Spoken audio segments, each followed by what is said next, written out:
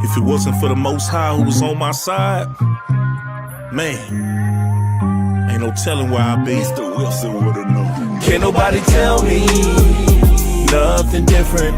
The Father's been good to me. So good to me. Yeah. Wave your hands if you feel me. I'm a witness. Yahweh's been good to me. So good to me. Every morning that I rise, I thank Yahweh that I'm living. Keep my enemies at bay and never leave without my fringes. 1611 with me cause I'm on a mission. Talking sheep, I pay the cost, me and my lines really live it. I don't need no glory, you don't have to know my story. Glad I made it out this world cause this world was never for me. I thought that I was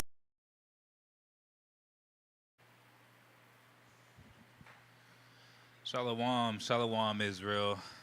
Welcome back to another edition of Stick to the Script. Tonight's lesson, it's called Nation Building. And what the scriptures say building should look like and what it should be. I think a lot of people come into this community, and first and foremost, a lot of times, depending on who you're learning from and what you read on your own, people tend not to be prepared, right? On top of that, a lot of times people either come in and they see, oh, these people kind of don't know. You know, you got some people that are confused doctrine-wise. You got some people that are ready to give. You have some people that are ready to follow. And so you have some people that come in, wolves in sheep clothing, that want what they can from the people.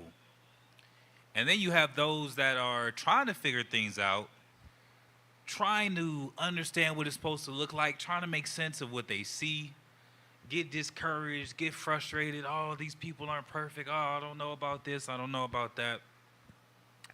We're going to talk about it. Let's start off with Matthew chapter 9 and verse 9. And we're going to go down to verse 12. Matthew chapter 9 and verse 9. And as Jesus passed forth from thence, he saw a man named Matthew sitting at the receipt of custom. And he said unto him, Follow me. Mm-hmm. And he arose and followed him. Mm-hmm. And it came to pass, as Jesus sat at meat in the house, behold, many publicans and sinners came and sat down with him and his disciples. And when the Pharisees saw it, they said unto his disciples, Why eateth your master with publicans and sinners? So they're looking at him because people were gravitating towards him, right? Publicans were publicly rejected, right? That was a very frowned upon occupation, and one that was even compared to sin in certain instances. But these people see the light that's in Christ, and they like, man, that's where I need to be. He's sitting over here having dinner. It's cool if I sit with you. Yeah, come on, pull up a chair. Take a seat. The sinners, the same thing. They come over, right? Can I sit with you? Yeah, come on. And the Pharisees the Pharisees were like, hey, what's up with that? Why is he sitting amongst those people? Where is this scene, or how does this make sense? They trying to make sense of it, but they also trying to convict him. Go ahead.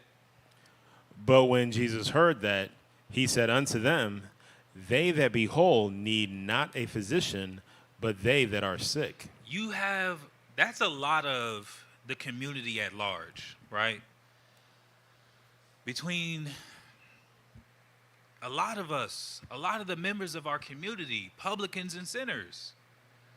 But he said, they that need a physician, it's not the healthy that need a physician, but they that are sick. That's the whole point. Once you become an Israelite, it's not, okay, let me run to the motherland. Let me run to my own land, isolate myself, just me and my wife, or me and my wife and my 2 kids or whatever. And I don't deal with nobody. No, people need help. People need healing. People need to be revived. And when Christ was here, he was like, all right, look, if you want to learn, if you're trying to repent, if you're trying to do better, come draw nigh, get closer, get some understanding, get some correction, get some help, get some medicine. These churches are not going to be guaranteed where you're going to find the best people. You're going to find a lot of sick people. You're going to find a lot of people that are looking to be healed. You're going to find a lot of people that are looking for relief, that are looking for brotherhood, that are looking for sisterhood, that are looking for a community greater than themselves. It's a comfort to know you have children that can rely on a community. And it's not just the deficiencies or the proficiencies of just mother and father, but I got people I can send you with that can help you, that can help pour into you, that can help build you, right? Let's go from there. Let's go to 2 Timothy. 2 Timothy chapter 3. But mind you, these people that were coming and sitting with Christ, these wasn't leaders. These weren't those that knew better and understood the scriptures and were still sinners and understood the scriptures and were still just choosing to be wicked. These are average Israelites, so to speak. These are your everyday so-called Negro, Latino, Native American, the different bywords and proverbs that we've been called scattered throughout the earth, coming to sit with Christ because they're looking to be healed. 2 Timothy 3, let's start at verse 1. We're going to get 1 through 6. 1 through 6. 2 Timothy chapter 3 and verse 1. This know also, that in the days perilous times shall come. He said, in the last days, perilous times shall come. The closer you get to the end, he said, it's going to get worse. Like a woman in travail. The contractions increase in intensity and in frequency. Go ahead. For men shall be lovers of their own selves. And that's the thing. We're not looking at a world full of Christ-like people. You're looking at a world full of wickedness. You're looking at a world full of people who are all out for self. The narcissism, all this big wave for people to be talking about it, and that's what the world is full of. People that could care less about anything but themselves. Whether their vices, their desires, their lusts, and they're going and fulfilling them and damaging who they will, destroying who they will, robbing who they will, because they have desires. And it's all about, I got to get mine. Go ahead. Covetous. Boasters. Proud. Blasphemers. Disobedient to parents. Unthankful. Unholy. So right after lovers of themselves, look at all the things, because a lot of times there's nothing wrong with saying self-love. Oh, I go to the gym. I eat healthy. I pray every morning. I fast occasionally. I do this. I do that. That's not what it's talking about. But he gets specific. Someone that's covetous is someone that's constantly desiring something that they have no business trying to obtain. Coveting another brother's wife. Coveting someone that isn't even of a marriageable age. Coveting another man's possessions. Coveting things that are they're going to have to get into wickedness to have. Boasters, super cocky, arrogant, proud, blasphemers. Someone that is refusing and denying the spirit that is in someone and the righteousness that they portray, speaking negatively of the Holy Ghost that's been imputed into them with the evidence. That's what you saw that they were doing with Christ. That's why he said you could be forgiven for every sin. You can be forgiven for whatever you say against the Son of Man. He said, but you can't be forgiven for blasphemy. When the Pharisees saw him healing people, when they saw him healing the sick and sacrificing it all, putting it all on the line to support, build, and restore his people, and they still said, oh, he's casting out demons by the name of Beelzebub, the prince of the demons. That's blasphemy. You see the light in this man. Disobedient to parents, no order, no authority can tell you what to do. Rebellious, disrespectful, unthankful, unholy. Go ahead. Without natural affection. Truce breakers. False accusers. Incontinent. Fierce despisers of those that are good. Without natural affection. Natural affection, it's wild how little interactions can mean so much to our people, right? walking through Walmart, because we in the hood, right? We live in a lot of the hoods that we preach in, that we teach in. We live in the communities that we serve. You'd be surprised how easily just a good morning can brighten up someone's day.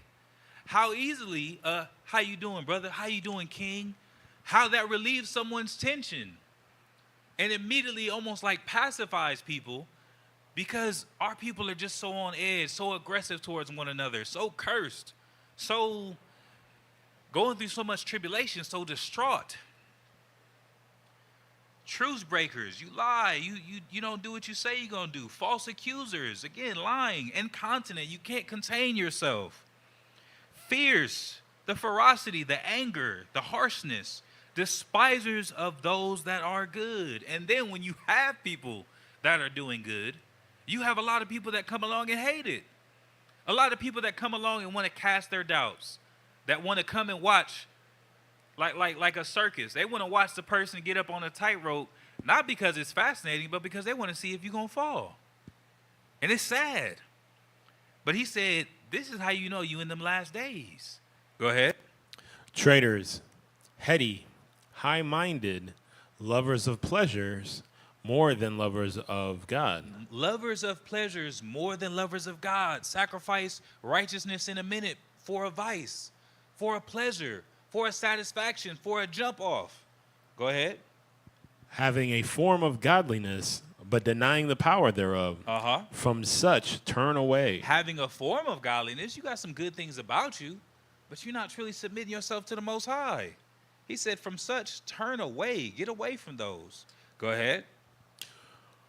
For of this sort are they which creep into houses and leave captive silly women laden with sins, led away with diverse lusts. Hold it right there. So he said, of this sort, of all these type of different attributes that you can see in a person, he said, these are the type of people that creep into houses.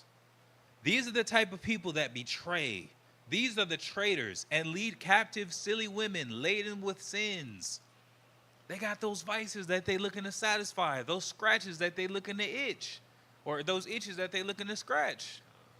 These are the type of men that the scriptures warn us, you got to be careful being even around this type of person, because those vices and those desires, those lusts, this is the type of stuff that destroys communities, that destroys brotherhood, that casts out righteousness. These are the type of things that has a lot of people skeptical in this truth, hesitant in this truth, scarred about this truth. You have something? These are the type of things that turn people away even. Because the crazy part about it is, with all these broken things that we experience in the world, when we come into this light, we're expecting so much more, and rightfully so, because that's what the scriptures show and tell us to be.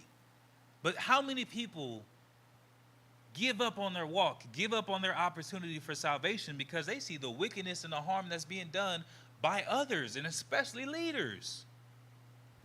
It feels like the ultimate betrayal, because you come into this truth, and now the world makes sense, right? And now you're entering into a community of supposedly like-minded people who have made a commitment to keeping these commandments, right? Mm-hmm. And then they don't keep the commandments. Right. And now it's like, okay, what do I do now? Mm-hmm. Right? Where do I go? Where do I turn? I can't even trust a group of people or certain individuals within that group of people to do like they said they're going to do and keep the commandments. Right? And I'm sure you're going to get into it. Come on. Let's read verse 7. Verse 7, ever learning and never able to come to the knowledge of the truth.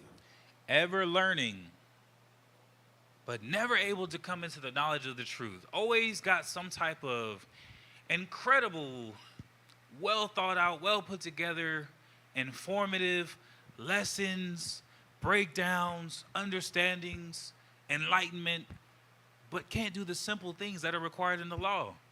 But can't do the simple things or basic discipline to obey God. But can't do the simple things to be righteous.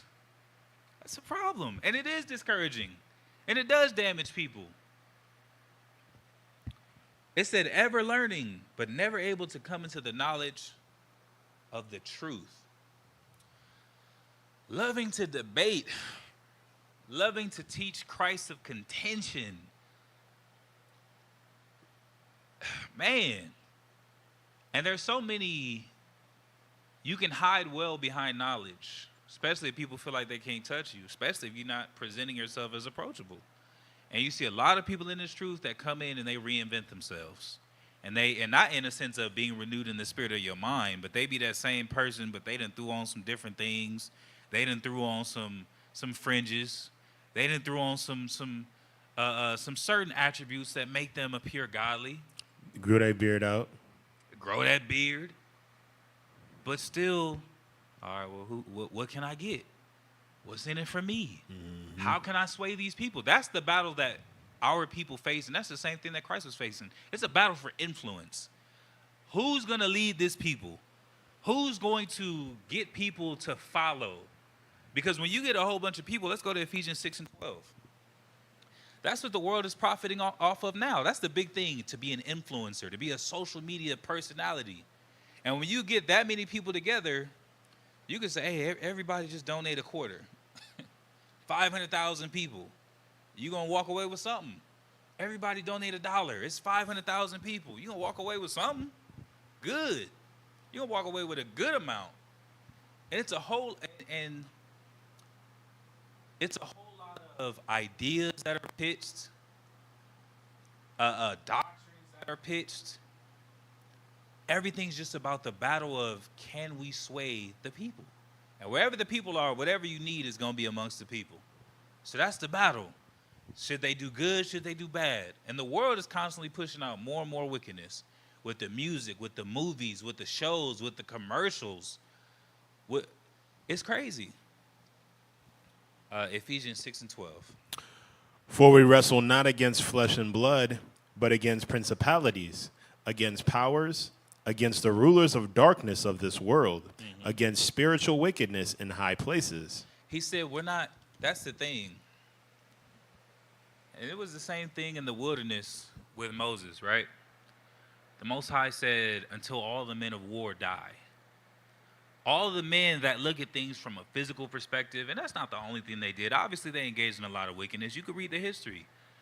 But there's something about being engaged in warfare that requires your attention and takes you away, a physical war that requires your attention. It requires your focus, your study. And so he said, look, the war that we're facing, the war that's in this community, the war between the righteous and the wicked, for the vast majority of the history of our people has not been physical. Yes, you have some history.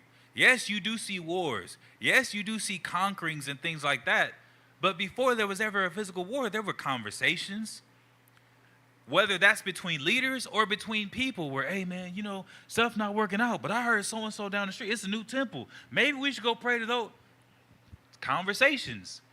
That sin leads to war, leads to the people going into captivity, leads to destruction of our nation. Ye shall not surely die. Leads to the destruction of our people, leads to war, leads to death. He said the fight that we fight is not physical. It hasn't been physical majority of the time. It's principalities,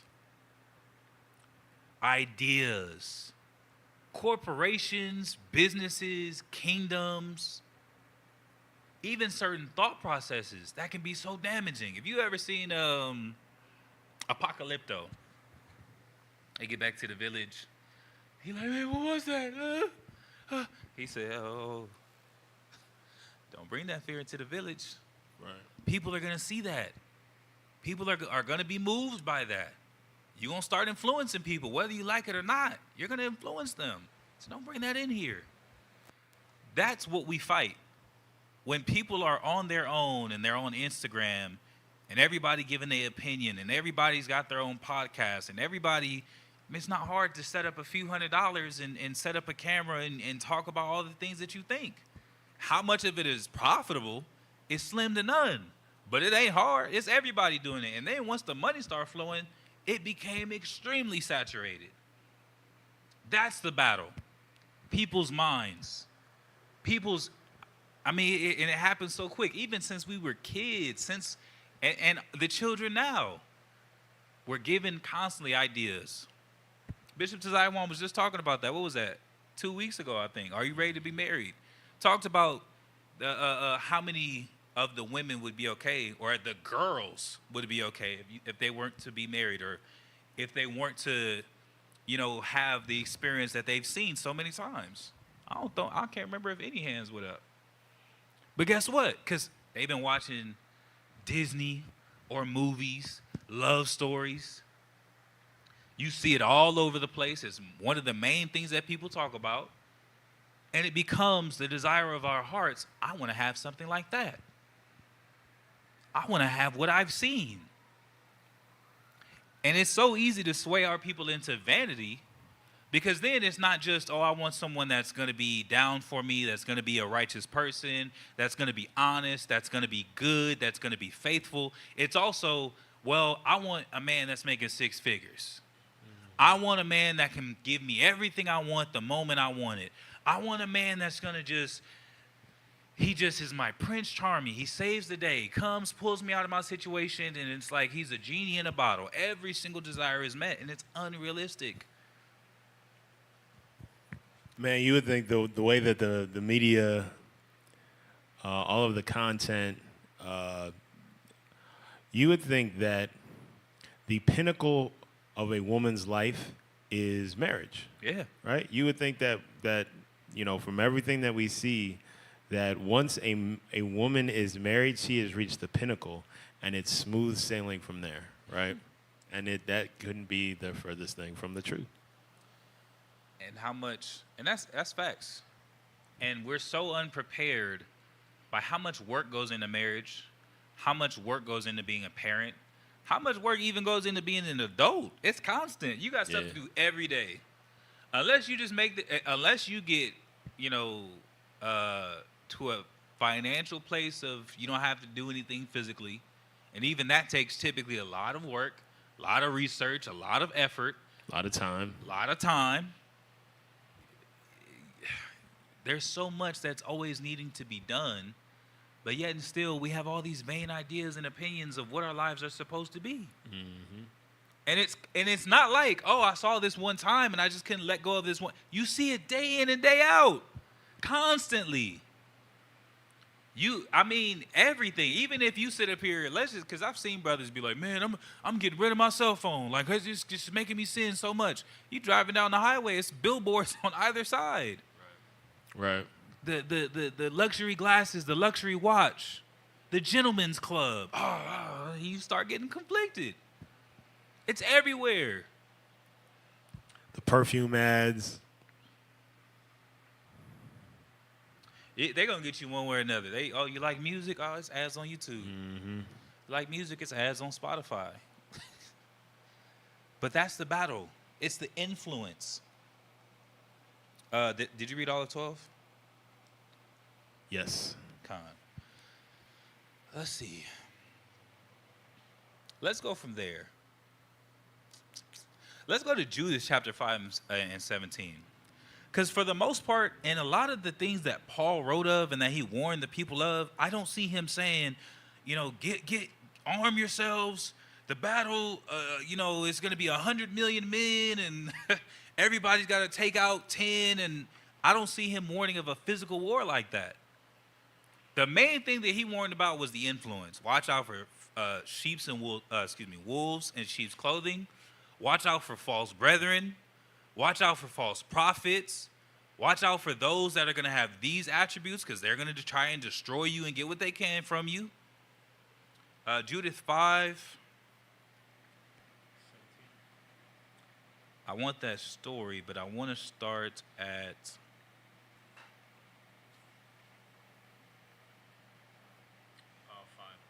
Con 5. How you say that name? This is Judas chapter 5 and verse 5. And then said Achior, the captain of all the sons of Ammon, let my Lord now hear a word from the mouth of my servant. And I will declare unto thee the truth concerning the people, which dwelleth near thee, and inhabiteth the hill countries, and there shall no lie come out of my mouth of thy servant. This people are descended of the Chaldeans, and they sojourn heretofore in Mesopotamia, because they would not follow the gods of their fathers, which were in the land of Chaldea. For they left the way of their ancestors and worshipped the God of heaven, the God whom they knew. So they cast them out from the face of their gods, and they fled into Mesopotamia and sojourned there many days. So he's breaking down the history, saying, look, I know about these people. This is where they're descended from. These are the things that they've experienced. Let's drop down to...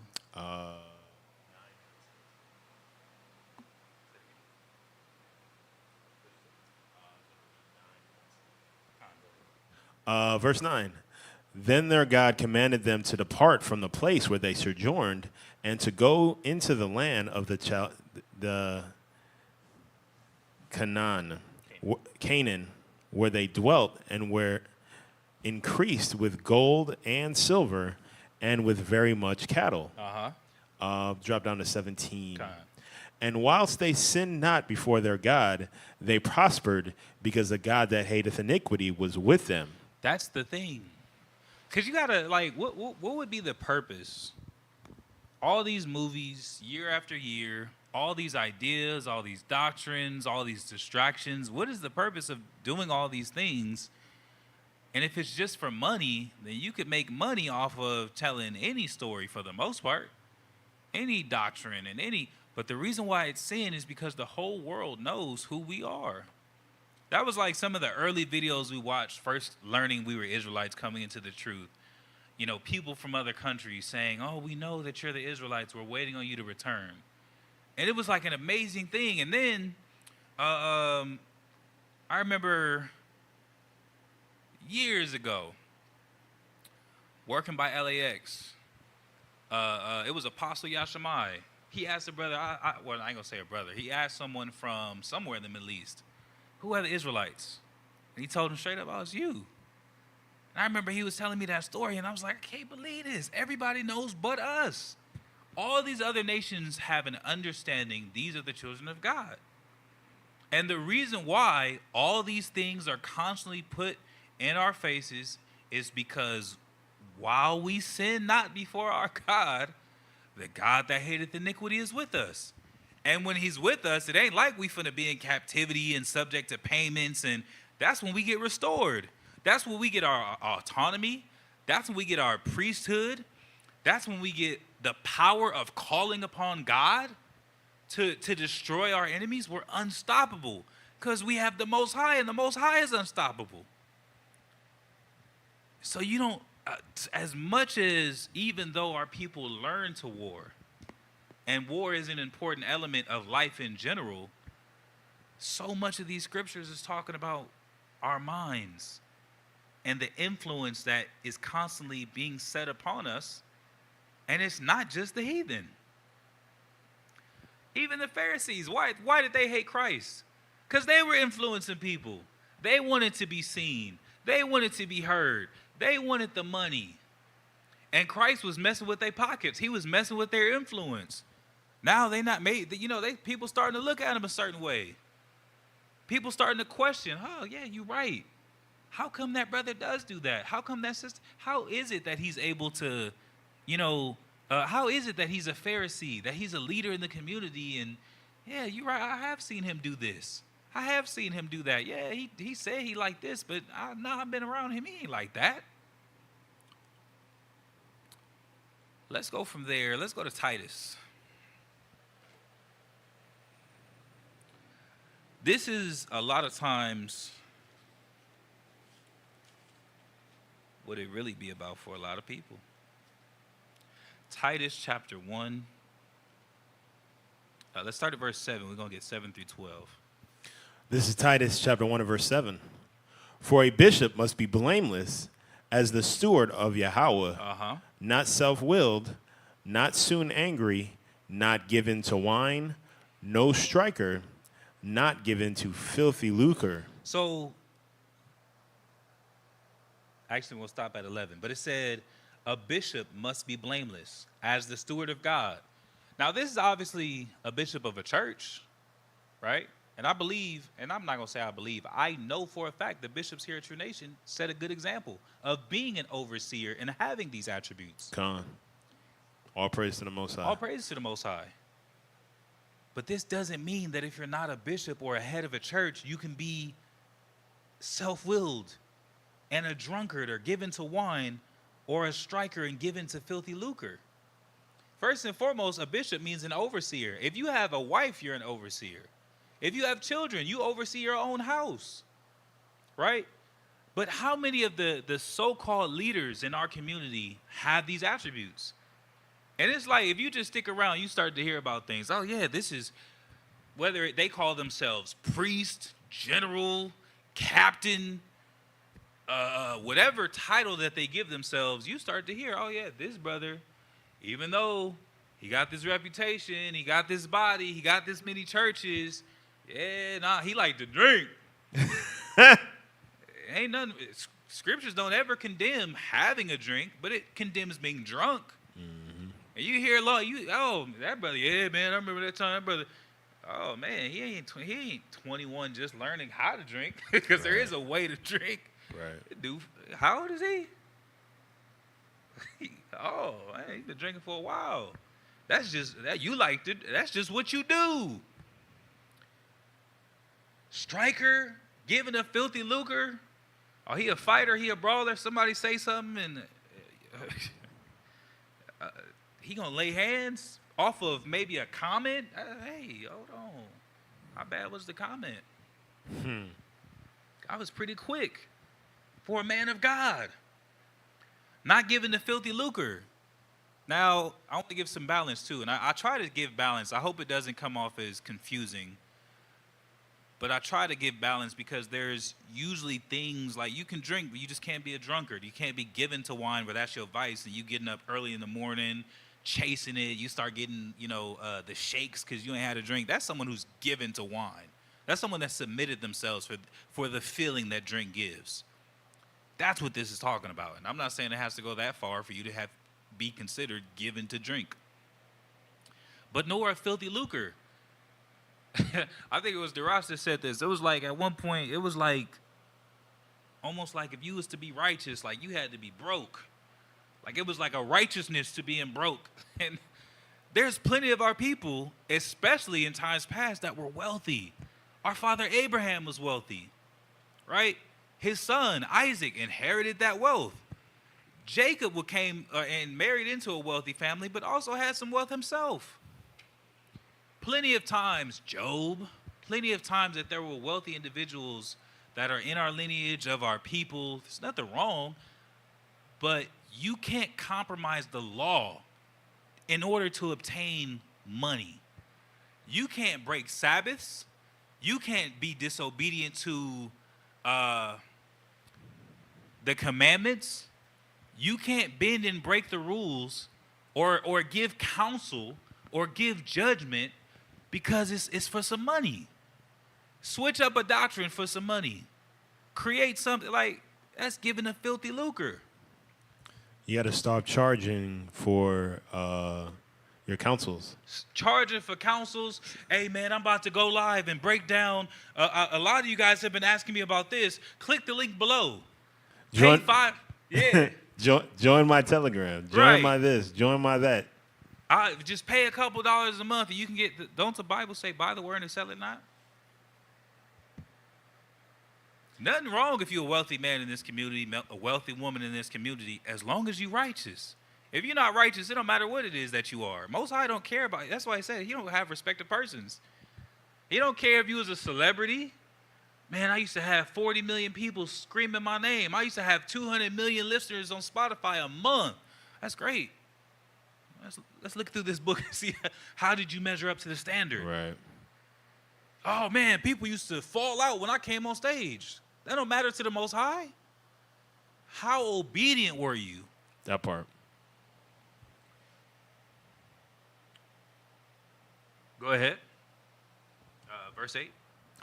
But a lover of hospitality, Uh-huh. a lover of good men, Uh-huh. sober, Uh-huh. just, holy, temperate. These are the attributes. When you come into this community, these are the attributes.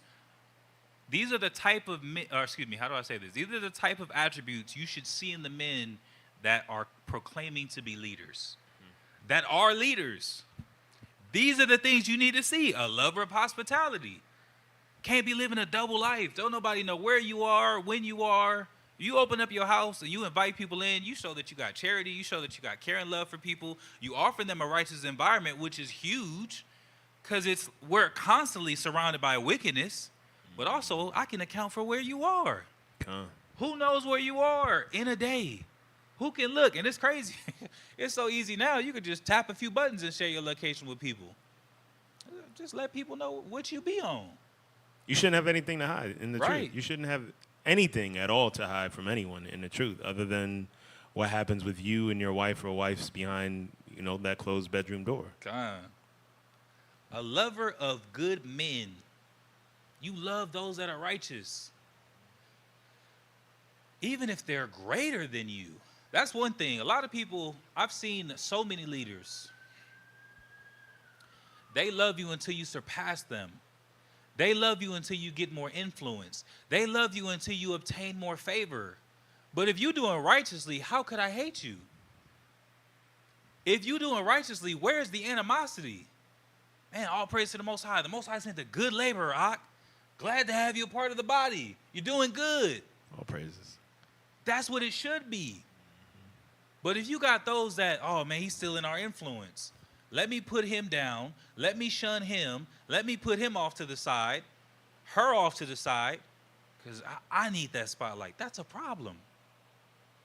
I've been here longer. I've been here longer. That's a problem. What have you done with that time? You been, man, the Most High been with me since since 1865. Most High, man, when he freed the slaves, I was in there in the spirits. Like, bro, what have you done with all this time?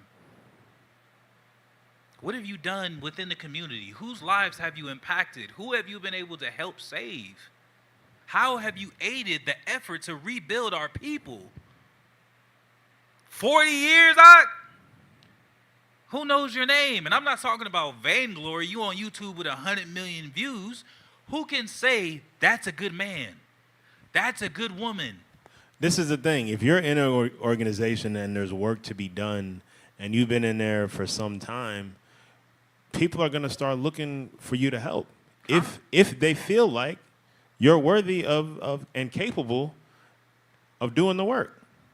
So if you've been, for 40 years and no one's come to you trying to get you to put in some work, that should tell you everything that you need to know. Facts. Teaching things which they ought not for filthy lucre's sake.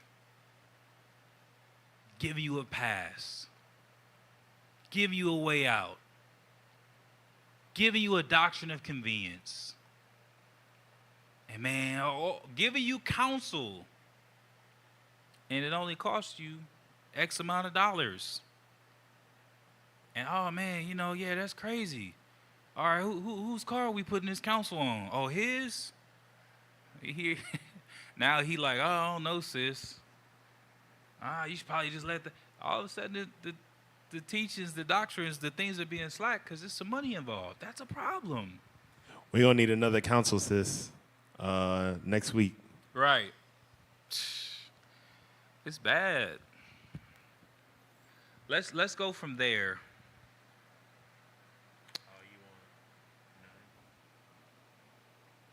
Khan, go ahead. This is Titus 1 and verse 9. Mm-hmm. Holding fast to the faithful word as he hath been taught, that he may be able by sound doctrine both to exhort and to convince the gainsayers. Holding fast the faithful word that he hath been taught, that he may be able to by sound doctrine both exhort and to convince the gainsayers.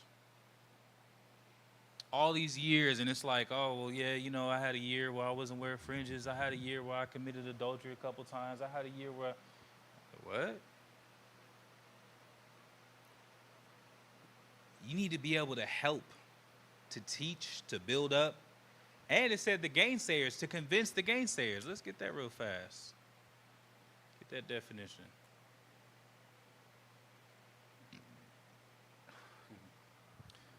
Someone who contradicts or denies something, or someone who opposes another person's statement or opinion. Those that are of the contrary part. It's hard to be able to get at somebody that lives what they say. And it's so few people that really do that. So few people that are actually what they say they are, the way they say they are. Man. He said, even if you adhere, you'll even be able to convince the gainsayers. Because once they run out of stuff to say, it's like, okay, well, you got to either get right or you got to leave. Get right or get out my face. Right. Let's go down to 11. Whose mouths must be stopped. Read down to 11. Let's come. verse 10. Verse 10, for there are many unruly and vain talkers and deceivers, especially they of the circumcision. So all these doctrines and scriptures, they're always related to your modern day Christian. They're always related to your modern day Jehovah's Witness, there's scriptures in here that apply, for sure. Even to an extent, this applies, for sure, but he specified. There are a lot of unruly and vain talkers and deceivers. You ain't talking about nothing. You talking about vanity. Man, we got to get out here and get this money. We got to get out here and get these views. We got to get out here and man, I'm trying to. If you building, okay. But when you just in it for self and you see men that are in it for self, that's a problem.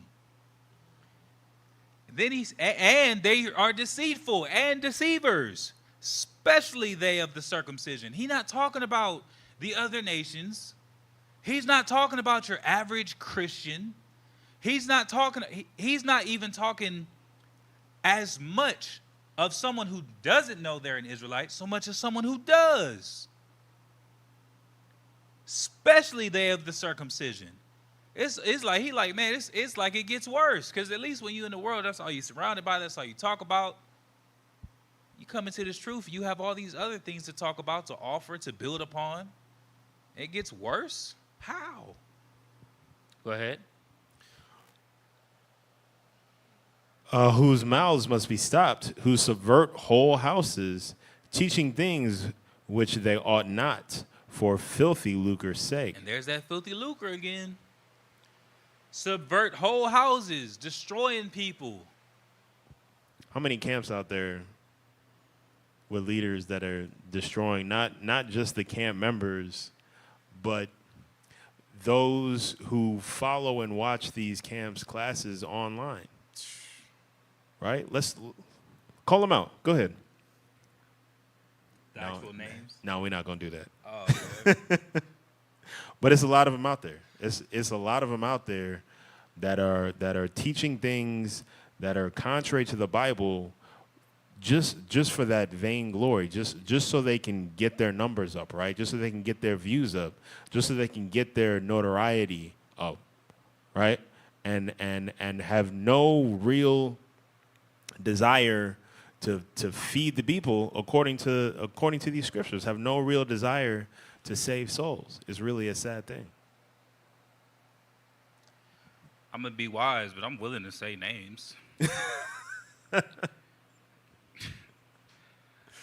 Subvert whole houses. When you come in, and that's another thing, don't hang out with people that have the same vices as you. Man. And if you are going to hang out with those people, that's not the time that we need to, oh man, I'm struggling with lust. And then you got another brother struggling with lust. And y'all sitting up here like, oh man, that ain't that bad. That's not the environment that's going to help you. That's not the environment that's going to cultivate your growth. Go to somebody that doesn't struggle with that. Oh man, I'm bad at time management. Okay, well this brother's good at time management. That's who you should be around. Take some advice. Have a conversation. How do I get better at this? How do I improve? Oh man, I know I got to work on this. Who's able to assist me, pour life into me, create habits? Who can I mimic? Because they're following Christ better than I. That's one of the one of the benefits that you get from actually living amongst one another in a community. Subverting whole houses. You got doctrines about sleeping with prostitutes. You got doctrines about breaking Sabbaths, when the Sabbath is. You got doctrines about, oh, I'm a Levite, you need to pay me. You have, it's like pick your poison. Destroying the house, because guess what? When you sit up here and convince a man that these things are lawful, what is he going to teach his wife? What is he going to teach his kids? What type of walk is he going to lead? What type of life is he going to show? And you done destroyed the whole house. Why? Because they want followers, and they getting them payments, and they getting them them received gifts and accolades. All of that for some gain, for some money. Let's go from there. Sirach. Luke 8:16. This is Luke chapter 8 and verse 16. No man, when he hath lighted a candle, covereth it with a vessel, or putteth under a bed, but setteth it on a candlestick, that they which enter in may see the light. Go ahead. For nothing is secret that shall not be made manifest, neither anything hid that shall not be known and come abroad. So for one, that's the battle of influence. The wicked are bold in their wickedness. They don't have a problem telling you they shooting, they stabbing, they robbing, they pimping, they prostituting. He said, look, when you get this light, you need to let that light shine. Be an influence to people. Let people see you, for one.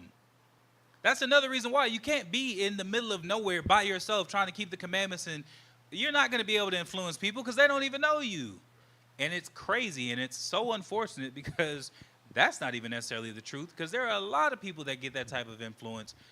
But there's a difference between clout and influence, or followers and influence. It was the recent incident with a notorious social media personality. He blew his hand up, and he posted a GoFundMe. And you looking at that GoFundMe, it's like, man, you got how many hundreds of thousands of people you're following on Instagram, and you can't raise a fraction of that in dollars? Because not everybody that's looking at you, following you, whatever, even actually messes with you in order to be able to say, okay, I'm going to support your cause. Christ was always amongst the people, always showing himself to the people, and then immediately helping, healing, teaching, edifying. People were willing to give and to fund. See the type of light you got. That's what we need more of in our community. Let your light shine. So those that are wandering in darkness, that are wandering, looking for paths, can say, oh, okay, there's the path. Light the way. Go to Sirach 37:12.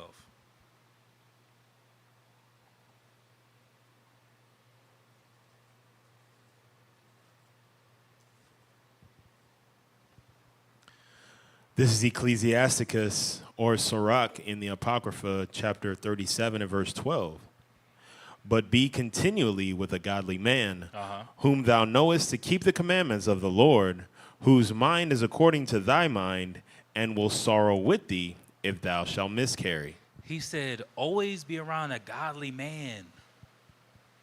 And it's not just like, oh, I'm just, he said, look what you're going to get. Whose mind is according to thy mind. It's vexing being around people that don't think like you think, or that are contrary to what you are. Then he said, and who will sorrow with thee if you miscarry, which not just like with a baby, it's literally to miss the mark or to fail. Because you got to get rebuilt up. Guess what? You made a mistake. That does not, unless you dead or the Most High really just strips his spirit, your walk continues.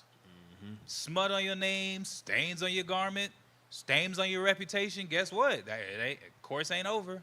Scrub them out. Scrub them out. Get to work and start to clean yourself up. Clean your ways. Take heed to these commandments. It continues. but be around a godly man. Those that were around Christ, you even saw that there were times where he had to rebuke his own apostles. Definitely. They still had to be built up and fixed. And so how much more us? Sirach 19. Because if you're not around a godly man, you might get around somebody that's going to let things slack over and over and over and over. They get bigger and bigger. 19:1. This is Sirach chapter 19 and verse 1. A laboring man that is given to drunkenness shall not be rich. Go ahead. He that condemneth small things shall fall by little and little. Contemn. Here's the thesaurus. Disdain, despise, look down upon, sniff at, loathe, abhor, walk over, disrespect, hate, scorn, detest. People that contemn, and it's crazy because he talks about drunkenness. If you have someone that is a drunkard, they're always chasing that high. They're chasing that feeling. And the same way that you need more and more alcohol to be able to get to that level, they're going to continue and get greater and greater sin. It's not a shot a day that's like, oh, man, that brother destroying himself. It's those cups, that fifth, that pint, and it gets worse. And then you can't live without it. That's the same thing that sin oftentimes does and amongst our people is little sin, okay, now it's bigger sins, now it's way bigger. Now it's you drinking the gallons. You're consuming so much, then you can't live without it. The law, go ahead. It's the law of diminishing return. What happens is the high that you get from the first time doing it, you won't ever reach that high again. But that doesn't stop you from continuing to want it. So every time you go back, you're trying to reach that high, but it's diminishing. So every time you go back, you have that much more to try to chase that original high that you got. And it works the same thing with addictive substances. It works basically anything that gives you endorphins, that makes you feel good. You continue to chase after. It works that way with sin. Exactly. And that's why you have freak offs. Because it's not just, oh man, that was crazy. It was, I need more. Yeah. That's wilder, crazier, give me more, take it to the top, take it to the next level. I want it twice as big. That's that thing that we see with those who have built up financial freedom, right? You get to a point where you've made so much money that you've bought everything that you could possibly ever want, right? You have everything that you could possibly ever want, right? But you still got all this money. Now you're looking for things that aren't available to most people, right? You're looking for those things that most people can't touch, right? And after you find all of those legal things, you're going to start looking for illegal things to do, right? Mm-hmm. And to the brother Shamar's point, not just freak offs, but you have parties, right? Like the Diddy parties, right? Like the Epstein parties, right? Like all of these other incredibly wealthy individuals who have run out of legal fun things to do and are now turning to the filthy things to do just to maintain or try to reach that happiness again, right? That's why you get all of the child trafficking, the child pornography. All of these things are derived from people who cannot seem to satisfy their lust, right? Their greed, their desires. Yeah. You got somebody that it was well said. I'm gonna just leave it there. Man, all praises.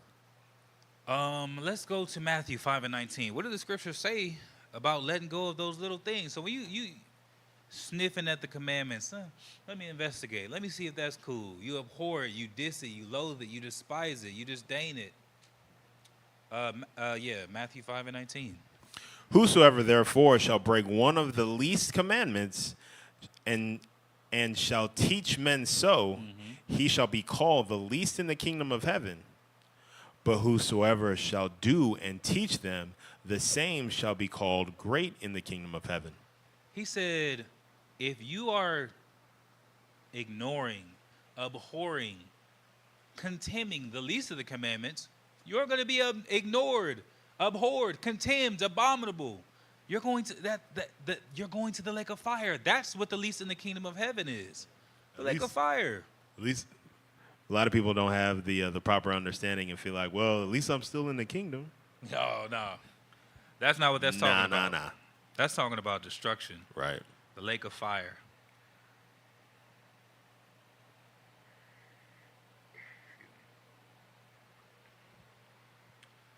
Let's go to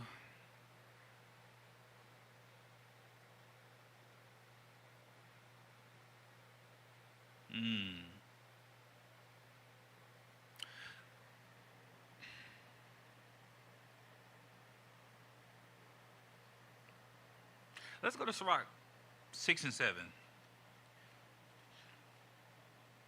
There's still an aspect, or there's still an element that you get an idea of who someone is because if they have a sense of community. That's one of the worst things, and that's the crazy part. Everybody wants to be on their own, on themselves. That's one of the worst things that you could do for yourself, especially if you already got struggles. If you already have struggles and you block yourself out to the people that can hold you accountable, you're only setting yourself up for destruction. And we're constantly convinced these things are freedom, right? We're constantly convinced that these things are what's better for us. This is what, like, you shouldn't have nobody telling you what to do. That's the worst place you could be in. It's oftentimes, if you have a lust, if you have a vice, if you desire, you are probably going to have tunnel vision to what you want. But then someone who's on the outside looking in and be like, dude, you're walking off a cliff. You can't see it because you're so focused on what you want. You're so tunnel visioned. But you're about to destroy yourself. And that's the worst thing. And it sucks because that's, again, everybody wants to be that guy. Everybody wants to be the top dog and the leader and this crazy knowledge and look at me and follow me. And it's like, dude, who's around you that's helping you, holding you accountable? Who's around you that can give account? Sirach 6 and 7. If thou wouldest get a friend, prove him first, and be not hasty to credit him. If you would get a friend, prove him first. Not only does this, there are so many issues that come in our communities because a lot of times we're not proving people, right? We find things that we like. I'm going to be real. I've been guilty of this many a times, giving someone credit too fast. And what's even worse, you can give yourself credit too fast. I don't know, I'm good. I'm over it. Oh, no, hey, not me, not no more. It's like, dude, you might be the worst version of yourself, but you're so convinced that there's nothing to work on. And you ain't got nobody around you or anybody around you invested in telling you, hey, man, I don't care if you don't want to be my friend, which is a problem. I don't care if you like me after this, but you should know you have these things about yourself. And if you don't repent, you'll be destroyed. If you don't repent, you'll be destroyed, sis. Removing yourself from that is you're taking yourself from the physician. You're taking yourself from the thing that's going to lead you to life, from the thing that's going to heal your spirit, heal your soul. You need that. Go ahead. Let's jump down to Sirach 6 and 14, right? It says, a faithful friend is a strong defense, and he that hath found such an one hath found a treasure.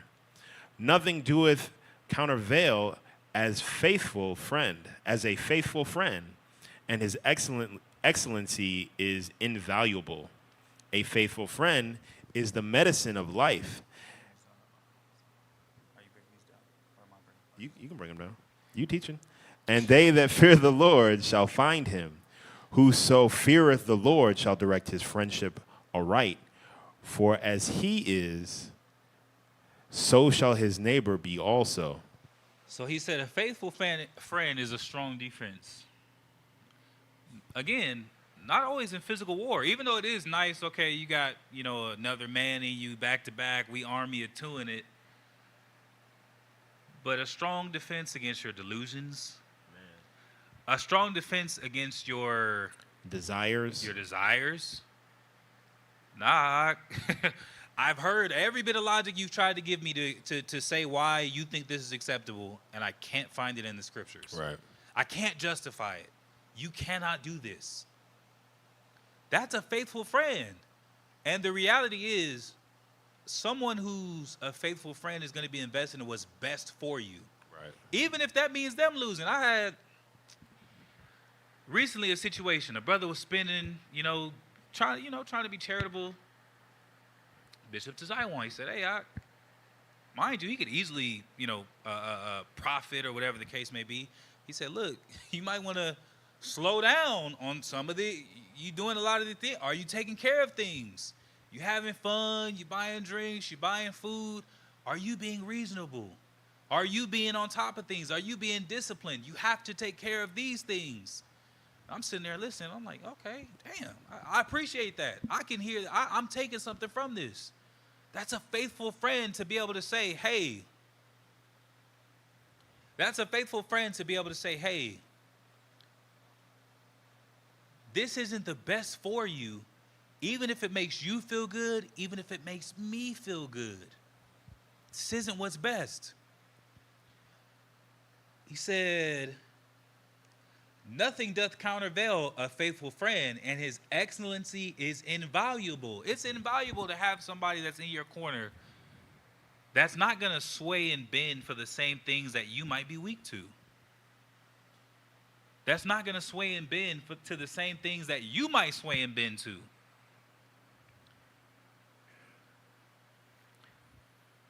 A faithful friend is the medicine of life, and they that fear the Lord shall find him.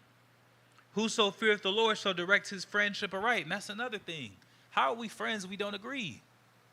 If you all about the Most High, your friend circle should be all about the Most High. Unless I'm trying to win you over, how much of a relationship could we really have? And you stand for everything I'm not. Right. You stand for everything that my God is against. You stand for everything that I teach against.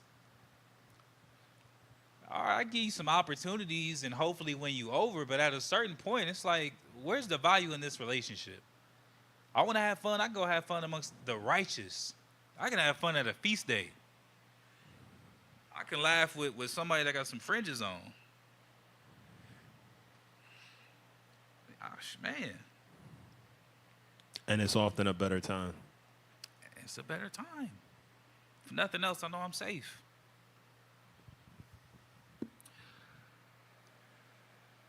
Let's go from here. And this is another thing. That wasn't the best transition, but this is still the thing that needs to be said. Let's go to Sirach 32 and 17. Because here's another one. A lot of times people in the community, and it's unfortunate because a lot of times people come across people that will help them, but they refuse that help or reject that help, reject that knowledge, reject that sense of community. And even when you try to pull them in, they don't want it. I've seen brothers like, hey, man, you've been keeping the commandments for how long? You've been knowing you as an Israelite for 10 years, 12 years, 14 years? Man, you should come and get with us. We're already a moving body. We're already, a moving vehicle and a vessel. Come and add and contribute what you can to the nation. Look at all the things that are happening and that are being built. All praises to the Most High.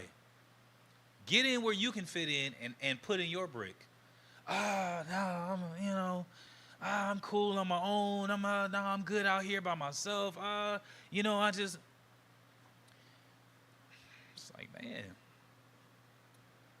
32:17. Sirach chapter 32 and verse 17. A sinful man will not be reproved, but findeth an excuse according to his will. Findeth an excuse according to his will. Obviously, you have people like this that are in the world. But even in this truth, so many of those that are going to find an excuse. Well, he did. Well, she did. Well, how come? And when even but it's like, dude, it never makes it acceptable. If you fall, the scriptures tell you got to cleanse your ways. There should be some fasting, some works. Seek him 10 times the more.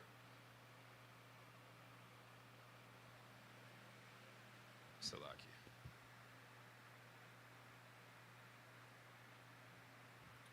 Seeking the Most High 10 times the more. But if you have, oh, that's where I was going. You have a lot of times where everybody else is the issue. Everybody else is the issue. And it's like they got to be in an absolutely perfect environment in order to hold fast to righteousness. And it is crazy because the more I read this and the more I'm starting to understand, that's almost never been the case with Israel. Between captivities, the wicked in the land, the wicked prevailing, most of the time we're in a sinful environment. Outside of a few periods in our history where we had righteous kings. Hezekiah, Josiah, David. And for a time, Solomon. For a time. But then for the vast majority of the rest of our history, we're where? Captivity. In the land, but it's given to whoredoms, given to idolatry, being destroyed. The people of God are being consumed. You're going to deal with a lot of wickedness. And it's not fair. And it's not right. But our duty is to overcome. Our duty is to overcome. It's that simple. That's our duty.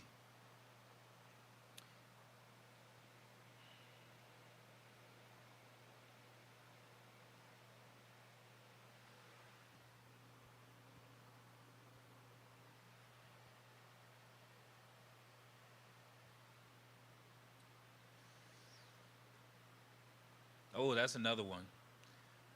Oh, I can't, I can't get this woman to be righteous. Oh, you know how them spirits be, and it's like, bro, what criteria do you use to pick a wife by? That's what it's a lot of fornication because brothers get with wives and jump out of their marriages. Brothers join congregations and jump out of accountability. Brothers have whatever they might have that they avoid because it's inconvenient. And be on however many wives later, however many bodies later, congregations later, still with the, oh man, it's just Satan and the curses. Oh man, a lot of times it be us. Man in the mirror, that's your biggest vice. That can be your most dangerous adversary. Because Satan can only tempt you with what you desire. And you can only succumb if you decide to give in. That's the danger. And if you don't have nobody around you that's going to correct you, that's going to help you, that's helping you to build, I'm not going to say for the most part, you don't have a fighting chance. Yeah. You don't have a fighting chance. It's like Bishop T said, I think it was last week. The devil has been doing what he's been doing for eternity. And we don't remember what transpired in our previous lives. So all that we have to go off of is this word and our experience, right? And our experience alone is not enough to beat the devil. The devil is an expert at what he does. We are not even novice yet. Yeah. We are infants. There's no way that we can stand a chance alone against the devil, because I don't know that people really think about this like that. But the devil is only going to tempt you, like Shamar was saying, with what is appealing to you. Right. So it's not a situation where, you'll be able to you just not messing with it because it's the things that you enjoy, the things that you like to do, the things that are pleasing to you, the things that make you feel good. That is what the devil is going to tempt you with. Mm-hmm. And he's playing for keeps. He's playing to win. He's all no holds barred, right? Whatever he's got to do, that's what he's going to do. And he's already immortal. Yeah. Whereas we struggle and, oh, I feel like my time's being wasted. Oh, I feel like I don't have much time left. Oh, I'm getting older. Satan not worried about that. None of that. Satan not worried about, man, I've been watching this guy for 2 years straight, 24 hours a day. I've been watching him in his sleep and every little movement he does. I think I'm just going to move on. Not if he can still get something out of you. Right. He going to stay there forever. And then when you die, he going to be after your kids. He after your wife, your husband. He was after your parents. He was after your grandparents. Mm-hmm. It's a lot ahead of us. And it's hard. But the whole thing is, that's why we're trying to rebuild. So many people, I'm tired of being an Israelite and we're trying to, the crazy people in this community. It's like, dude, that's the whole reason why you need to stay and help. Right. If you have enough sense to see the problems, you need to stay and help. Mm-hmm. All you doing is abandoning ship, and the crew is still trying to hold it all together. Now you can swim to the shore, or you get in your lifeboat and you secure yourself. And what type of leadership is that? Not only that, what are you securing yourself to? Scriptures don't talk about being an individualite. Right. Scriptures don't talk about building by yourself. And it's crazy because if you completely by yourself, what are you even building? Right. Who can you help being completely by yourself? Who do you give a good word to being completely by yourself? Who can you hang around, keep the feast with? Teaching, educating, setting a good standard, praise and worship. Who can you even benefit? It's me and my family. That's at best. Right. That's the crazy part. That's at best. Jake's is leading their families properly. At best, when you secluded and all by yourself. We're supposed to be nation building. Mm-hmm.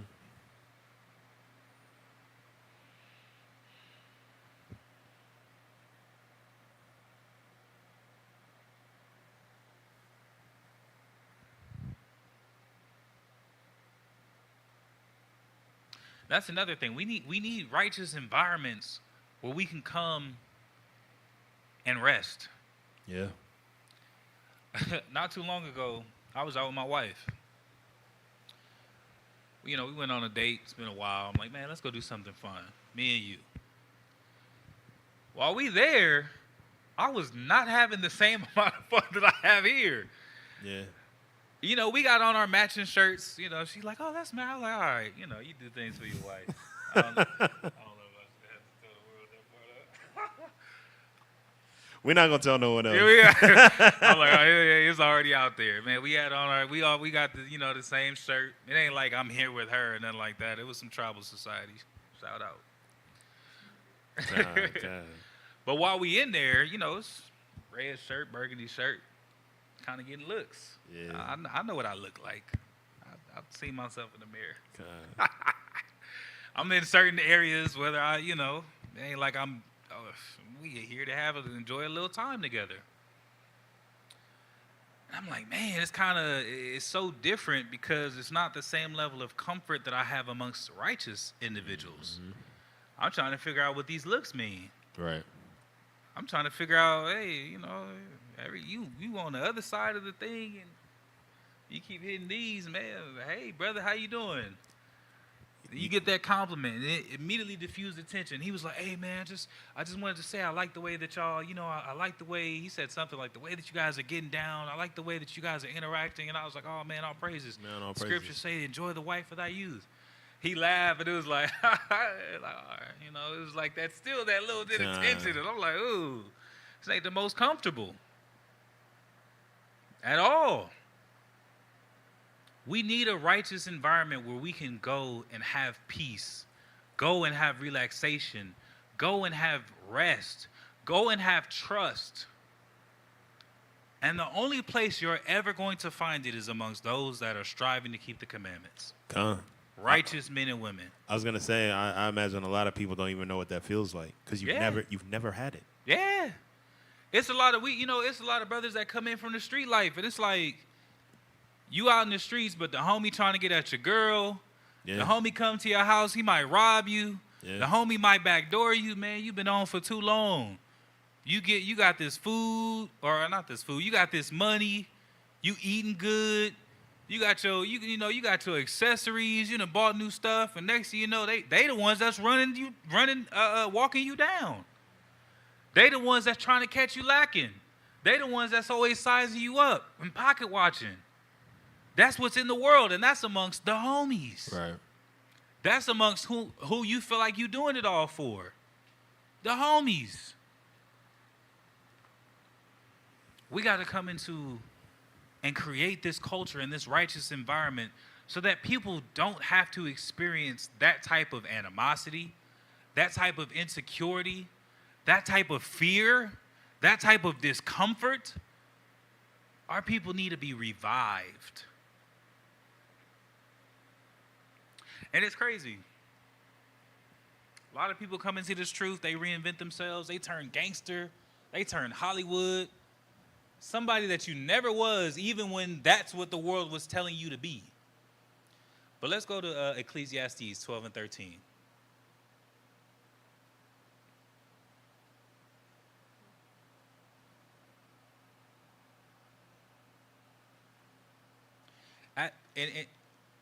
When you see those kinds of things, first and foremost, obviously it's still an influence, but you still see that's where some of our people, again, the influence of the mind. You come in and you a gangster now, you still feel like that's what masculinity is. Masculinity is not losing your temper, you're all over the place, you're just, what's really impressive, and as a young man, I look at the older men, I look at Jake's temperance, I'm like, oh man, that brother is patient. That brother is wise. That brother, oh man, let me try to apply that. Let me try to be like that. Let me start to create the type of patterns that made this man who he is. And as he continues to grow, let me get on that path. Because look what you're able to build because you're this way. Look what you're able to build because you've mastered something I haven't. Look what you're able to be for the Lord because you have the testimony and a clean record. Look how much more bold you're able to be for righteousness, to proclaim to the people to follow you because you have a cleaner record. Look at how much better I will be able to help you by following you. Facts.